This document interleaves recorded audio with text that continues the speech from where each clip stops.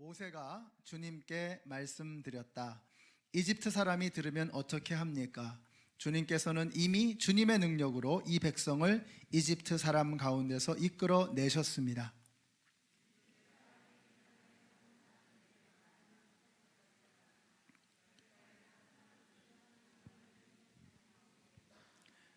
주 하나님이 얼굴과 얼굴을 마주하여 보이셨다는 것과 주님의 구름이 그들 위에 머물고 주님께서 낮에는 구름 기둥 가운데 계시고 밤에는 불 기둥 가운데 계셔서 그들 맨 앞에서 걸어가신다는 것을 이미 들었습니다. 그런데 이제 주님께서 이 백성을 한 사람을 처리하듯 단번에 죽이시면 주님께서 하신 일을 들을 나라들은 그들의 주가 자기 백성에게 주기로 맹세한 땅으로 그들을 데리고 갈 능력이 없어서 그들을 광야에서 죽였다 하고 말할 것입니다. 그러니 이제 주님께서는 이미 말씀하신 대로 주님의 권능을 나타내 보이시기 바랍니다. 나 주는 노하기를 더디하고 사랑이 넘치어서 죄와 허물을 용서한다. 그러나 나는 죄를 벌하지 않은 채 그냥 넘기지는 아니한다. 나는 아버지가 죄를 지으면 본인뿐만 아니라 자손 3, 4대까지 벌을 내린다 하고 말씀하셨으니 이집트를 떠날 때부터 이제까지 주님께서 이 백성을 용서하신 것처럼 이제 주님의 그 크신 사랑으로 이 백성의 죄를 용서하여 주시기 바랍니다. 주님께서 말씀하셨다. 너의 말대로 용서하겠다. 아멘. 우리 옆에 계신 분들에게 한번 인사해 주세요. 하늘 복 받으세요. God bless you. 축복합니다. 하늘 복 받으세요. 사랑합니다. 하나님께서 진노하셨습니다. 그도 그럴 것이 그동안 보여주신 하나님의 능력, 은혜, 기적이 이루 헤아릴 수 없는데 이스라엘 백성들은 그래도 못 믿겠다 이겁니다. 그래서 하나님은 진노하시고 모세는 지쳤습니다. 그때 하나님께서 모세에게 참으로 매력적인 제안을 하십니다. 12절을 보시면 내가 전염병으로 저들을 쳐 없애겠고 너를 큰 나라로 만들어주겠다라고 말씀하십니다. 자, 왜 이런 말씀이 나왔는가? 오늘 본문의 바로 앞에를 보시면 13장의 말씀이죠. 민수기 13장에 보시면 그 유명한 12정탐꾼 사건이 나옵니다. 12명이 이구동성으로 말합니다. 그 땅은 과연 젖과 꿀이 흐르는 놀라운 땅이다. 자, 그런데 그 중에 10명, 그러니까 압도적인 다수죠. 그 10명은 자기들이 메뚜기라는 겁니다. 그러나 마이너리티 리포트도 있었습니다. 소수 의견은 뭐였냐? 그 중에서 여호수아와 갈렙은 나머지 10사람과는 전혀 다른 주장을 하는데 그들은 우리의 밥이라는 것입니다. 근거가 뭐냐? 딱 하나입니다. 그들이 우리의 밥이 되는 근거가 뭐냐? 하나님께서 우리와 함께 하신다는 거예요. 여러분, 우리가 정확하게 현실을 파악하는 것이 너무 중요하죠. 정확하게 현실을 냉철하게 보는 것이 너무 중요합니다. 12명의 정탐꾼 모두가 정확한 관찰을 했습니다. 그러나 해석이 다른 것입니다.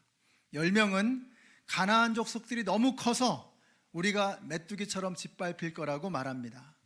2명은 하나님께서 너무 크셔서 저들이 우리의 밥이 될 것이라고 말하고 있습니다. 무슨 차이냐? 뭐가 크게 보이냐? 이게 다르다는 거예요. 뭐가 크게 보이는가? 그러니까 세상이 크게 보이면 나는 메뚜기가 되는 것입니다. 하나님이 크게 보이면 세상은 나의 밥이 되는 것입니다. 저는 여러분이 세상의 밥이 되지 마시고 사탄 마귀의 밥이 되지 마시고 우리가 사탄 마귀의 권세를 볼 때, 세상의 힘을 볼 때 저들은 우리의 밥이다 라고 하는 그런 담대한 선포를 할 수 있는 저와 여러분이 되시기를 바랍니다. 우리가 코로나라고 하는 엄청난 대적을 만났습니다. 이게 현실입니다. 그러나 코로나가 크게 보이면 우리는 메뚜기입니다. 그런데 하나님이 크게 보이면 저들은 우리의 밥이다. 이걸 선포할 수 있는 것입니다. 여러분, 우상 숭배가 다른 게 아닙니다. 불신앙이 다른 게 아니에요. 세상이 너무 크게 보이는 겁니다. 신앙이 뭐냐? 참된 예배가 뭐냐? 하나님이 너무 크게 보이는 거예요. 하나님이 크게 보이면 세상이 두렵지 않은 것입니다. 근데 세상이 너무 크게 보이면 메뚜기가 되는 거예요. 너무 두려운 거예요. 사도 베드로가 이렇게 선포했습니다. 너희 모든 염려를 다 주께 맡겨버리라. 이는 저가 너희를 권고하심이라. Cast all your anxiety because He cares for you. 하나님이 우리를 사랑하신다는 거예요. 하나님께서 우리를 사랑하시기 때문에 염려할 것이 없다라고 말씀하고 있는 것입니다. 자, 그런데 이 말씀의 바로 뒤에 어떤 말씀이 나오는지 아세요? 같이 한번 읽어보실까요? 시작. 근신하라 깨어라 너희 대적 마귀가 우는 사자같이 두루다니며 삼킬 자를 찾나니. 자, 무슨 말이죠? 마귀는 어떤 사람을 찾아다녀요? 마귀는 어떤 사람을 삼킵니까? 마귀는 하나님이 작게 보이는 사람, 그래서 세상 염려에 짓눌려 있는 사람. 염려가 뭡니까 여러분? 염려, 하나님이 작게 보이는 거예요. 세상이 너무 큰 거예요. 그러니까 염려될 수밖에 없는 거죠. 하나님이 나를 사랑하시지만 그러나 하나님이 너무 작게 보여요. 세상이 너무 커요. 그러면 염려될 수밖에 없는 거예요. 마귀는 이런 사람들 좋아합니다. 그러니까 두루 다니면서 이런 사람들을 잡아먹는 거예요. 세상이 너무 커서 그 앞에서 그냥 바들바들 떨고 있는 그런 사람들을 마귀는 찾아다니는 것입니다. 여러분, 하나님이 크게 보이는 게 이게 신앙입니다. 복잡하고 어렵게 말할 게 없어요. 신앙이 뭐냐? 믿음이 뭐냐? 그냥 하나님이 너무 큰 거야. 하나님이 크니까 하나님 밑에 있는 어떤 것도 두려운 게 없는 것입니다. 심플하죠. 저는 여러분의 눈이 달라져서 세상이 아니고 세상을 지으신 하나님이 더 크게 보이게 되시기를 예수님의 이름으로 축원합니다. 그래서 옆에 계신 분들에게 이렇게 말씀해 주세요. 세상보다 세상을 지으신 하나님이 더 크십니다. 믿으시면 한번 옆에 있는 분들에게 말씀해 주세요. 세상보다 세상을 지으신 하나님이 더 크십니다. 여러분 아멘이십니까? 당연하지 않아요? 우리가 태초에 하나님이 천지를 창조하셨다, 이 말씀이 믿어지면 창세기 1장 1절, 그러니까 성경책을 펴면 제일 먼저 나오는 말씀 아닙니까? 그 말씀이 믿어지면 그 뒤에 있는 말씀은 아무것도 아니라 그랬죠. 태초에 하나님이 천지를 창조하셨어요. 하나님이 세상을 지으셨어요. 세상을 지으신 하나님은 세상보다 크신 게 당연한 거 아닙니까? 그러니까 이게 믿어지면 염려할 일도 두려울 일도 없다는 것입니다. 저는 여러분에게 눈 똑바로 뜨시고 세상보다 크신 하나님을 바라보는 여러분들이 되시기를 축복합니다. 하나님께서 광야에서 이스라엘 백성들을 훈련시킨 게 뭐냐? 이걸 훈련시키신 거예요. 이 사람들이 이집트에서 어마어마한 걸 봤잖아요.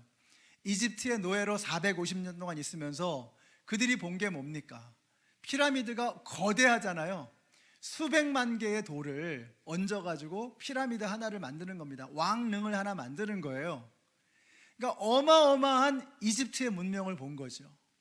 그러니까 하나님이 안 보여요.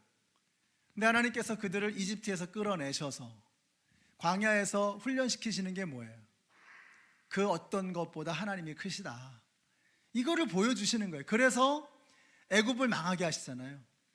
바로를 그냥 물속에 수장시켜 버리잖아요. 그 군대를 홍해 바다를 갈라버리시잖아요. 하늘에서 메추라기가 떨어지고 만나가 떨어지고 그들의 의복이 헤어지지 않고 신발이 닳지 않아요. 그러니까 하나님 뭘 보여주시는 거예요? 세상보다 하나님이, 세상을 지으신 하나님이 훨씬 더 크시다, 이거를 보여주신 거예요. 이걸 훈련시키시는 거예요. 근데 이스라엘 백성들이 그래도 못 믿겠다는 겁니다. 그걸 다 봤잖아요. 그런데도 믿지 못하겠다는 거예요. 하나님이 지치신 거예요. 그래서 모세에게 아주 매력적인 제안을 하십니다. 내가 저들을 전염병으로 쓸어버릴 거야. 그리고 너를 위대한 나라로 만들어 줄 거야.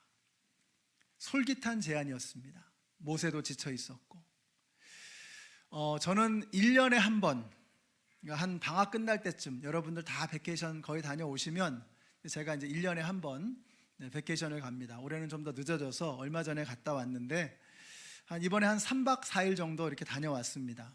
근데 가서 진짜 뭐 아무것도 한 게 없어요. 첫날은 한 15마일 걷고, 두 번째 날은 한 8마일 정도 걷고, 가다가 배고프면은 햄버거 사 먹고, 또 뭐 목마르면은 물 사 먹고, 그러면서 며칠을 이렇게 보내는데 아무것도 안 하니까 너무 편하고 좋은 거예요. 그냥 걷고 뭐 경치 구경하고 그냥 숙소 와서 쉬고.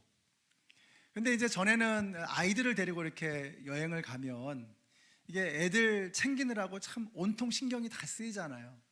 또 모처럼 갔으니까 뭐 재미난 것도 좀 이렇게 구경하게 해줘야 하고, 또 맛있는 것도 뭐 먹게 해줘야 되고, 뭐 신경 쓸 게 많잖아요.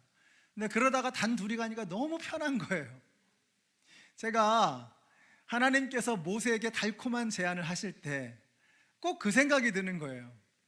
이스라엘 백성들이 너무 말을 안 듣는 거예요. 얼마나 신경 쓸 게 많은지 하나님께서 모세에게 말씀하시는 거예요. 너하고 나하고 둘이 하자. 도저히 안 되겠다. 저들을 전염병으로 쓸어버리고 내가 너로 큰 민족을 이루게 할 거야. 그때 모세가 안 된다는 거예요. 하나님 그러시면 안 됩니다. 주님 지난번 금송아지 사건 때도 그러시더니 왜 자꾸 이러세요? 그때 모세가 뭐라 그래요? 저들의 죄를 용서하소서, 그렇지 않으면 주님의 생명책에서 저의 이름을 아예 지워주세요. 자기 목숨을 내놓는 겁니다. 저의 이름을 그냥 당신의 생명책에서 지워주세요. 그럴 거라면 저를 그냥 죽여주세요. 이런 말을 하는 거예요. 지난 시간에 아브라함도 그랬잖아요. 소돔을 망하게 하고 너는 흥하게 하겠다 했더니 아브라함이 목숨을 내놓고 하나님과 대화하잖아요. 그러시면 안 됩니다. 그러면서 사도 바울도 그래요. 로마서 9장 3절에 보면 이런 말씀이 나옵니다. 만일 내 동족이 구원받을 수 있다면 내가 저주를 받아서 그리스도에게서 끊어질지라도 달게 받겠습니다.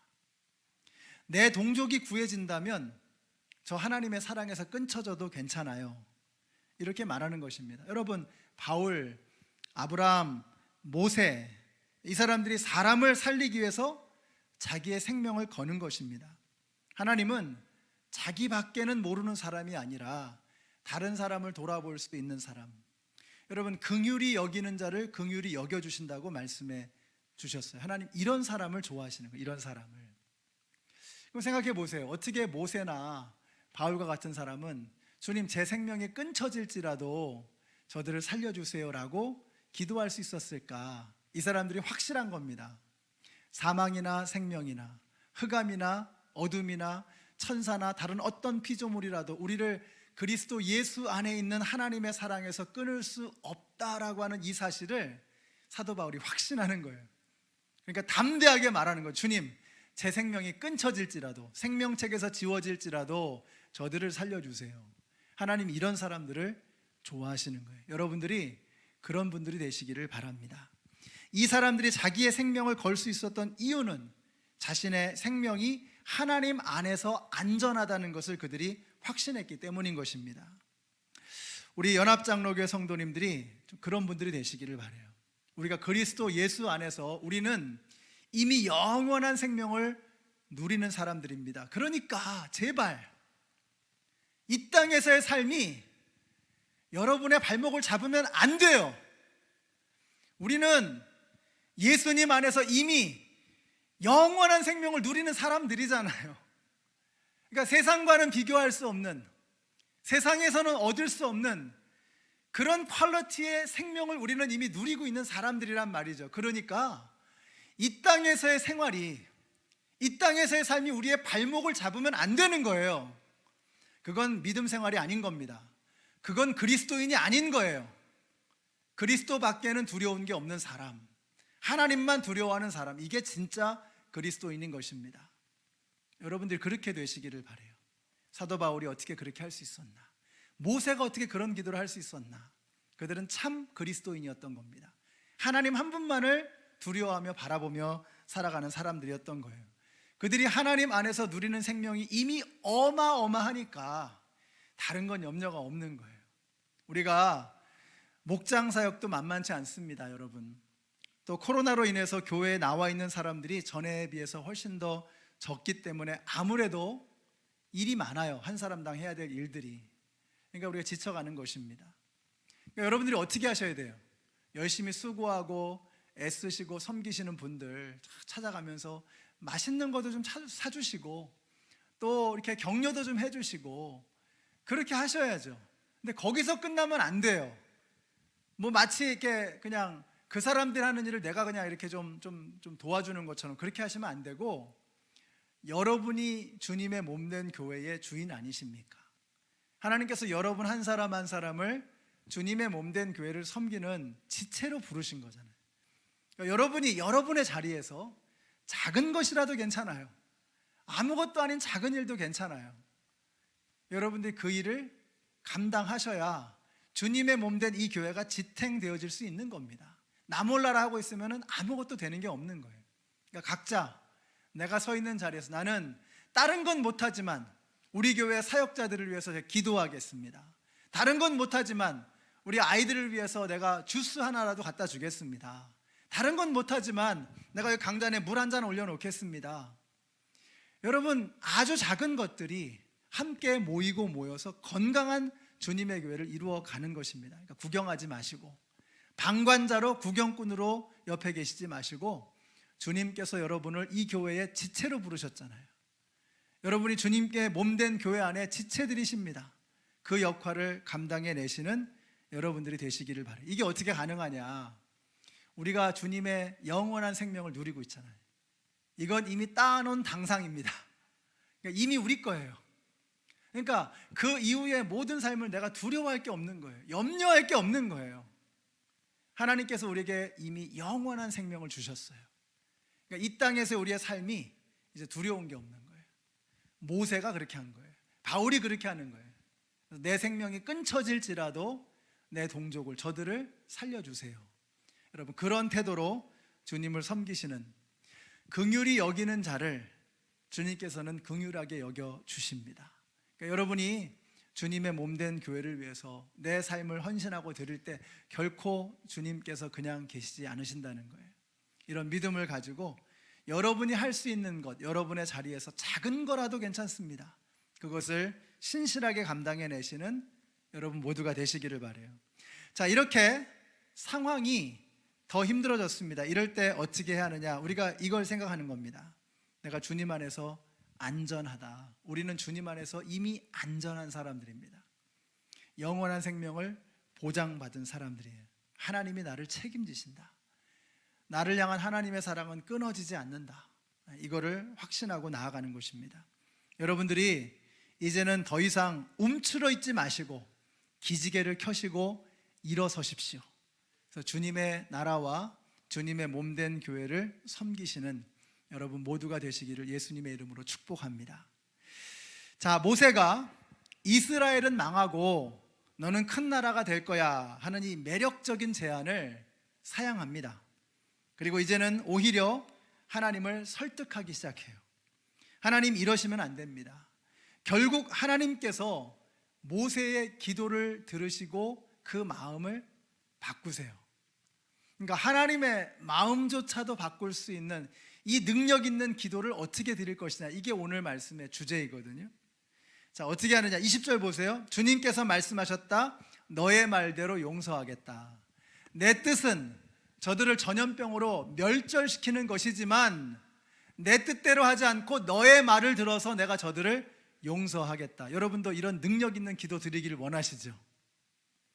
여러분의 자녀를 위해서, 여러분의 목장을 위해서, 직장을 위해서, 가정을 위해서, 주님의 몸된 교회를 위해서, 이 나라를 위해서 여러분 기도할 때에 하나님께서 그 기도를 들어주시는 은혜를 경험하기를 원하시죠?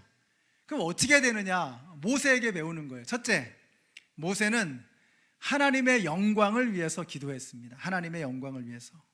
이런 거예요. 하나님, 만일 하나님께서 그렇게 하신다면, 이스라엘 백성들을 멸절시키신다면 소문이 안 좋게 납니다. 하나님, 그러시면 안 됩니다. 당장 애굽 사람들이 조롱할 거 아닙니까?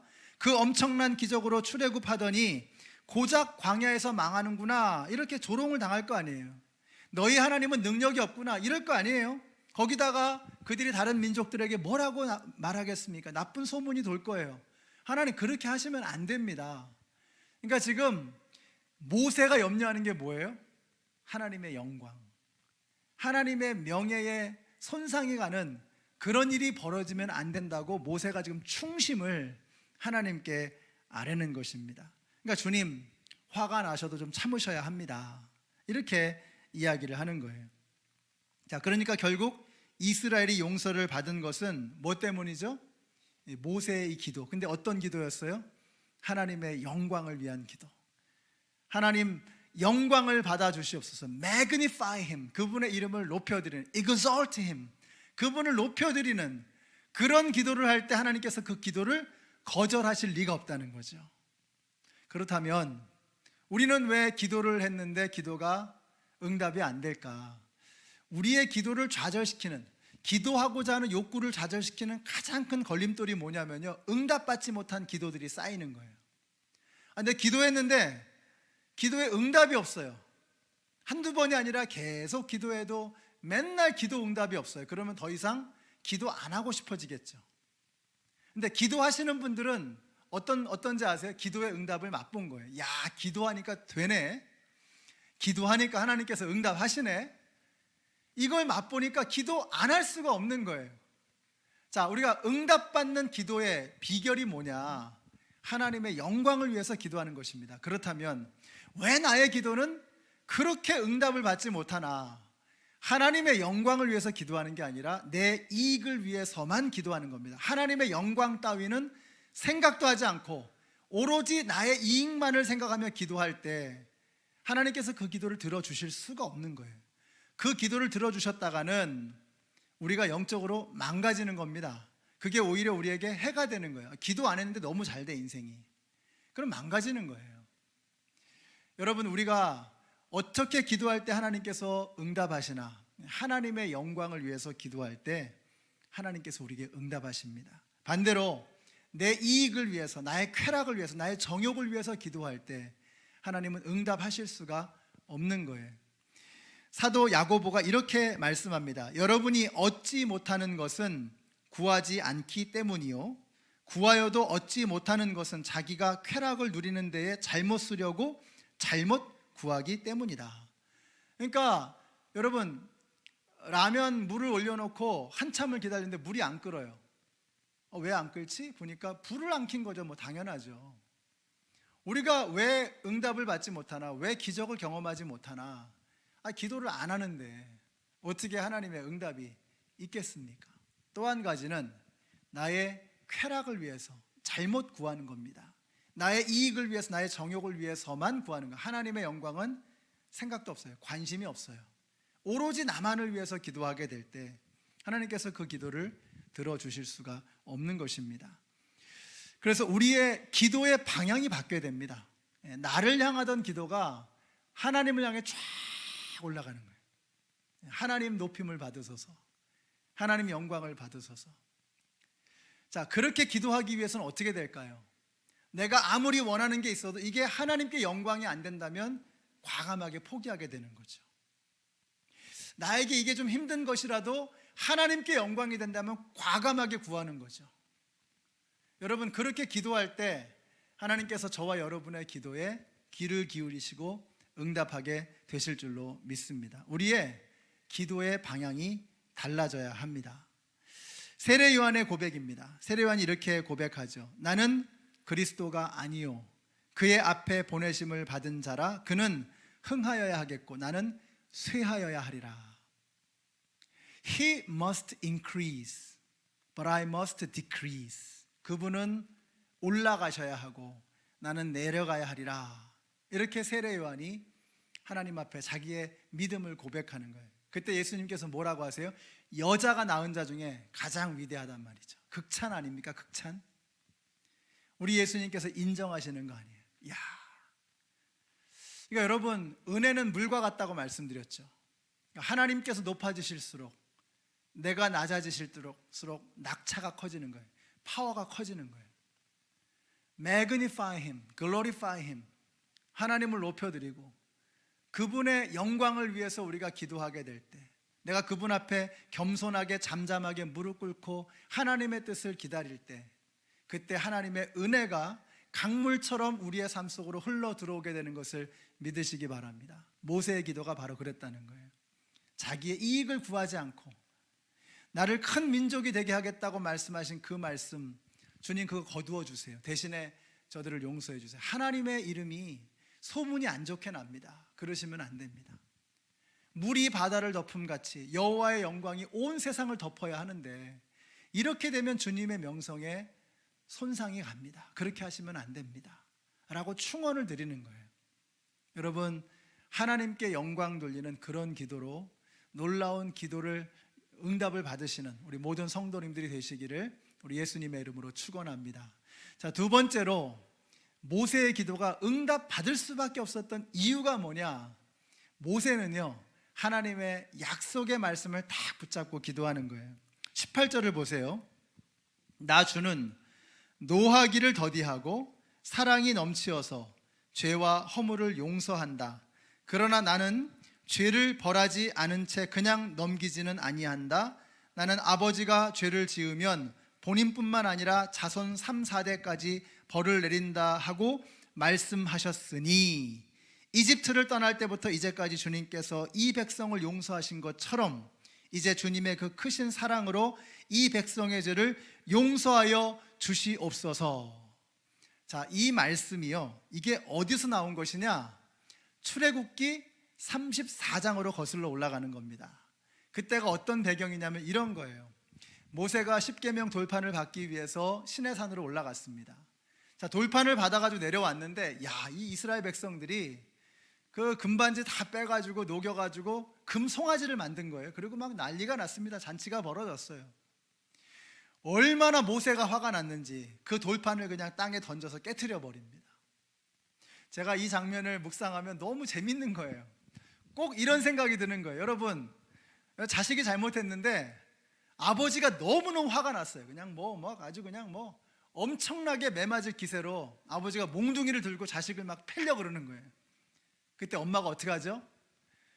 내 이놈 하면서 그냥 엄마가 회초리 가지고 막 애를 때리잖아요. 왜 그러는 거예요? 아빠한테 맞아서 어떻게 잘못될까 봐 엄마가 그냥 있는 힘껏 때리는 거 아닙니까? 그럼 아빠가 어떻게 구경하다 아유 됐다 뭐 그렇게까지 할 건 없고 그러면서 끝나는 거 아니에요. 꼭 그런 느낌이에요. 하나님이 너무너무 진노하셨어요. 그러니까 모세가 중간에 그냥 막 화를 내는 거예요. 돌판을 막 부수면서 막. 그랬더니 하나님께서 뭐라고 말씀하시느냐? 이렇게 말씀하시는, 같이 읽겠습니다. 시작. 주님께서 모세의 앞으로 지나가면서 선포하셨다. 나 주는 자비롭고 은혜로우며 노하기를 더디하고 한결같은 사랑과 진실이 풍성한 하나님이다. 수천대에 이르기까지 한결같은 사랑을 베풀며 악과 허물과 죄를 용서하는 하나님이다. 자, 민수기 14장에 나오는 오늘 우리가 읽은 그 말씀이 어디서 나온 거예요? 출애굽기 34장에서 나온 말씀이라는 거예요. 그러니까 하나님께서 스스로 말씀하셨어요. 나는 자비롭고 노하기를 더디하고 한결같은 사랑으로 이스라엘 백성들을 용서하고 끝까지 참는 하나님이다. 그러니까 모세야 너 진정해 했던 요 말씀을 모세가 딱 기억하는 거예요. 하나님 그때 그렇게 말씀하셨잖아요. 근데 이제 와서 말씀을 바꾸시면 어떡합니까? 하나님은 노하기를 더디하신다면서요, 용서하신다면서요, 긍휼과 자비가 충만하시다면서요. 하나님이 그렇게 말씀하셨는데 이제 와서 이러시면 안 되시죠? 라고 말하는 거예요. 여러분, 어떤 기도의 능력이 있느냐? 그냥 내 생각으로, 내 논리로 이렇게 하면은 하나님께 설득력이 있겠지. 소용없습니다. 어떤 기도의 능력이 있느냐? 하나님의 약속의 말씀을 붙잡고 기도할 때 하나님이 들으시는 거예요. 저는 우리 성도님들이 그냥 여러분의 생각으로, 여러분이 논리적으로 설득력 있겠다 싶어서 하는 기도가 아니라 하나님의 약속의 말씀을 딱 붙잡고 그렇게 기도하는 여러분들이 되시기를 바랍니다. 고아의 아버지라고 부르는 조지 뮬러 목사님이 계십니다. 이분이 2,000명의 고아들을 키우셨어요. 나라의 도움도 없이. 그 당시에 나라에서 뭘 그렇게 했겠습니까? 그러니까 나라에서 지원금도 없이 2,000명의 고아들을 기도로 키우신 거예요. 근데 이분이 정말로 하나님 앞에 기도할 때 어떻게 기도하시느냐? 약속의 말씀을 붙잡고 기도했다는 거 아니에요? 하나님께 어떤 기도 제목이 생기면 성경 말씀 속에서 그게 일주일이 걸리더라도 말씀을 찾는 거예요. 그리고 나서 말씀이 딱, 약속이 딱 찾아지면 성경을 딱 펴놓고 손가락을 딱 대고 그리고 기도하는 거. 하나님 이렇게 말씀하셨죠. 하나님 불쌍한 고아들을 살려주세요. 하나님의 약속 믿고 기도합니다. 그래서 이분이 5만 번의 기도 응답을 받았다는 거 아니에요?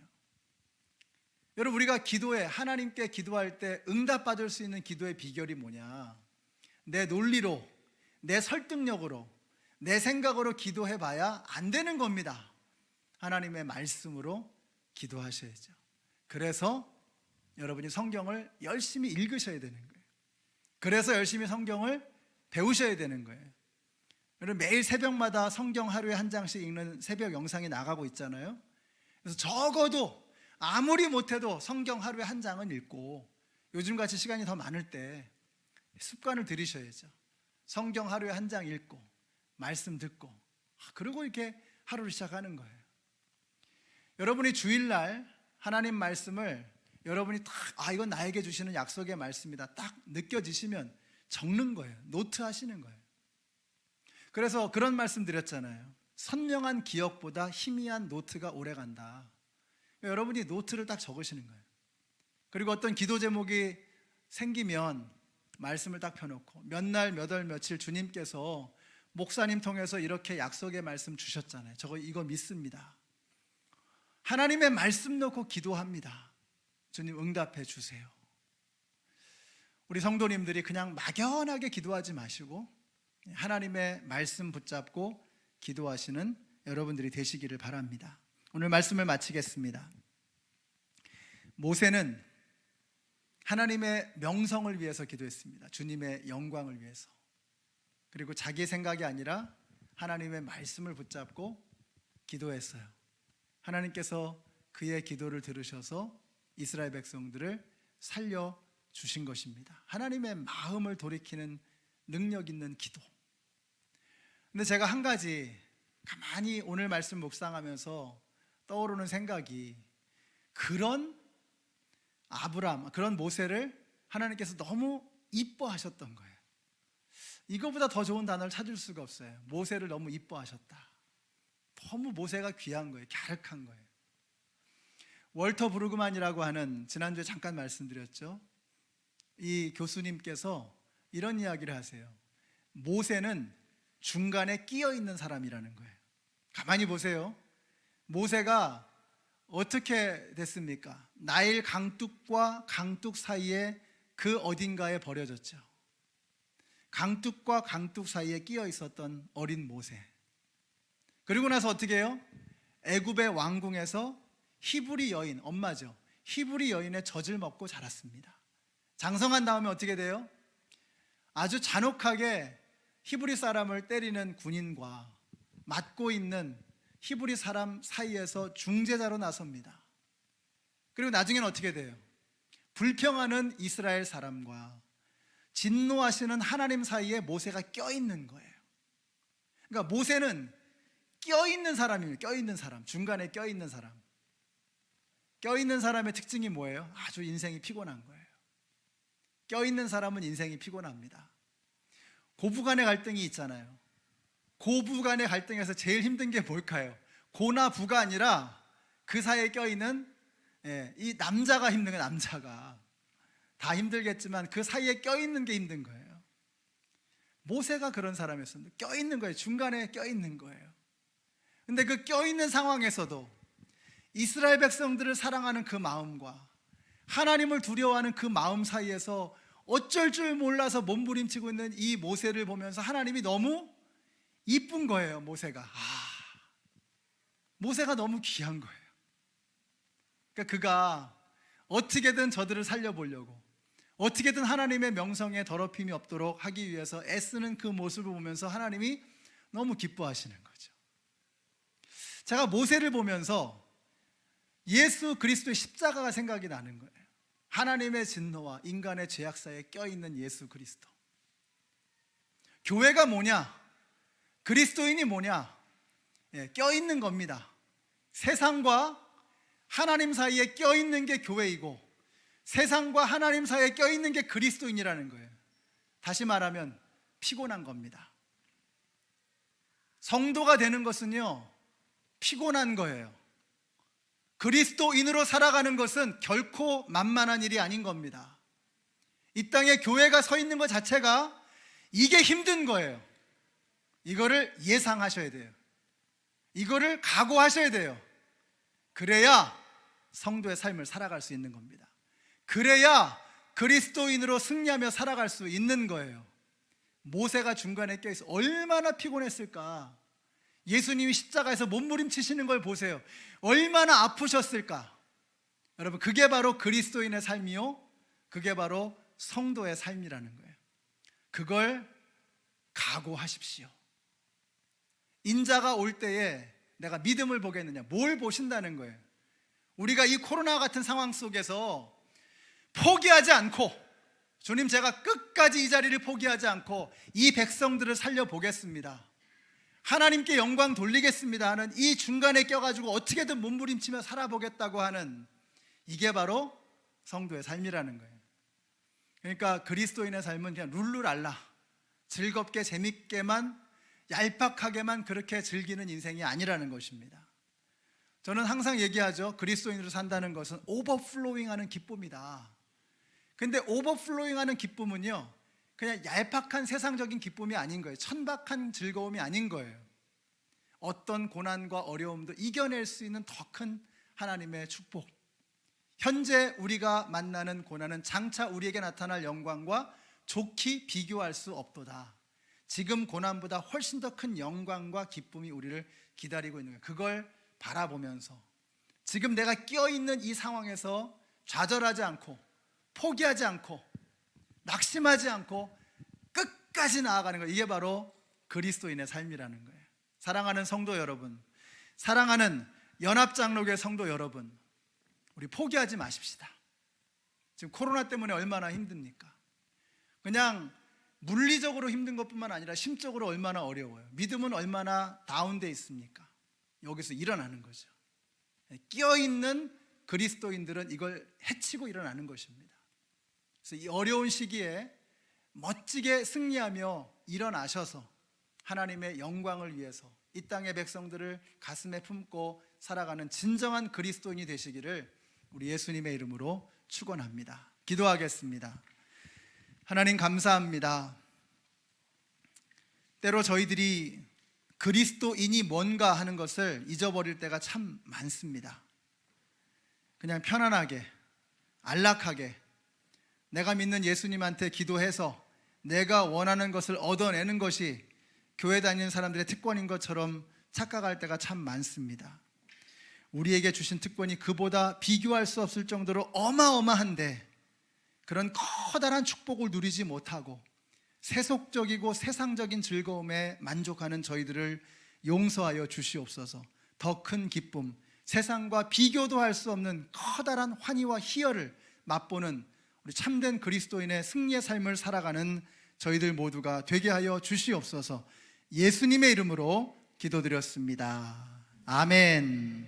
우리 함께 일어나셔서 찬양하시겠습니다. 내 주의 은혜 강가로 우리 주님 앞으로 더 가까이 나아가십시오.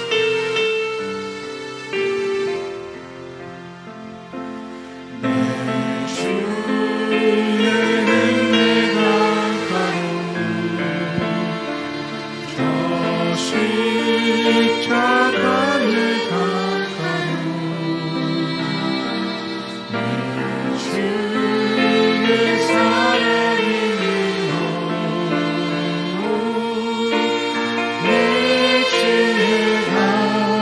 다시 한번 고백하겠습니다. 내 주의 은혜 강가로, 내 주의 은혜 강가로 저 십자가의 강가로 내 주의 사랑 있는